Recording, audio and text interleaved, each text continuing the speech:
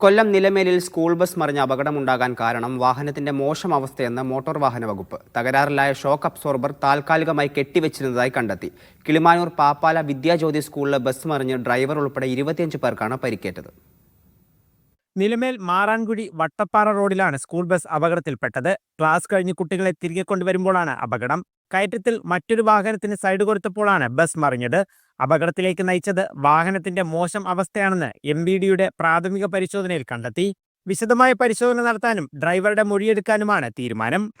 ഞങ്ങൾക്ക് തോന്നുന്നത് ആ ഡിഫറൻഷ്യൽ യൂണിറ്റോട് ചേർന്നുള്ള രണ്ട് ഷോക്കുകളിലോ ഒന്നിന്റെ മൗണ്ടിങ്ങിന് അത് പുറത്തോട്ട് ചാടി നിൽക്കുന്നത്, അതൊരു കയർ വെച്ച് കെട്ടിയിരിക്കുന്നതായിട്ടാണ് ഇപ്പൊ കാണുന്നത്. ഒരു പക്ഷേ എപ്പോഴെങ്കിലും ഇതിങ്ങനെ കിടന്ന് അടിക്കുന്നത് കൊണ്ട് അവരത് ചെയ്ത് വെച്ചായിരിക്കും. എന്നാലും അതൊരു ഇംപ്രോപ്പർ മെയിൻ്റനൻസ് രീതിയാണ്.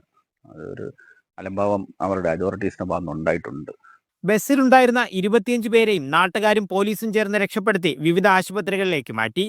ഞാൻ ആ റോഡിന്റെ ആ ഭാഗത്ത് നിന്ന് ഇറങ്ങി വരുമായിരുന്നു. ഇറങ്ങി വന്ന് ഞാൻ ഇറങ്ങി വരാൻ അവിടെ എത്തിയപ്പോൾ ഈ വണ്ടി നേരെ കയറ്റി അവിടെ നിർത്തിയൊക്കെയാണ്. വണ്ടി കയറുന്നില്ലായിരുന്നു. ആ അവസ്ഥയിൽ ഇവർ അടവെച്ച് മുകളിലോട്ട് കയറ്റാനുള്ള ശ്രമം നടത്തുമായിരുന്നു. ഞാനങ്ങനെ വണ്ടി ആ വഴിയിലോട്ട് നിർത്തിയിട്ട് ഇവർക്ക് എന്തെങ്കിലും സഹായം വേണമെന്ന് അറിയാൻ ഇങ്ങോട്ട് ഇറങ്ങി വരുന്ന സമയം നേരെ ഈ വണ്ടി ഈ ബാക്കിലോട്ട് പോണ ഒരു ദൃശ്യമാണ് ഞാൻ കണ്ടത്. എൻ്റെ കൺമുന്നിലാണ് ആ വണ്ടി 4 കർണം മറിഞ്ഞ് താഴെ പോയത്. പരിക്കേറ്റ ആരുടെയും നില ഗുരുതരമല്ല. നിസാര പരിക്കേറ്റ കുട്ടികളെ ആശുപത്രിയിൽ നിന്നും ഡിസ്ചാർജ് ചെയ്തു. മീഡിയ 1 കൊല്ലം.